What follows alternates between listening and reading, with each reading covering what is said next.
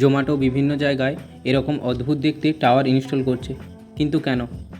জোম্যাটো তাদের weather union initiative চালু করলো, যেখানে ৬৫টি বড় বড় শহরে ৬৫০টি সোলার পাওয়ার ওয়েদার স্টেশন লাগাচ্ছে, যার মাধ্যমে শুধুমাত্র শহর নয়, শহরের মধ্যে বিভিন্ন জায়গার আবহাওয়ার পূর্বাভাস সঠিকভাবে জানা যাবে।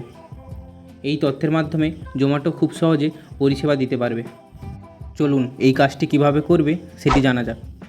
ধরুন মুম্বাইয়ের কোলাবাতে খুব বৃষ্টির সম্ভাবনা রয়েছে।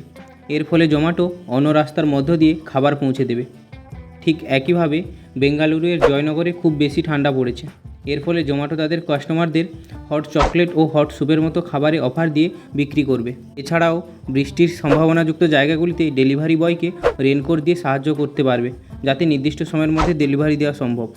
এরকম আরও নিত্য নতুন ইনফরমেশান পেতে আজই আমাদের চ্যানেল নো দ্য আননোন ফ্যাক্টে সাবস্ক্রাইব করুন।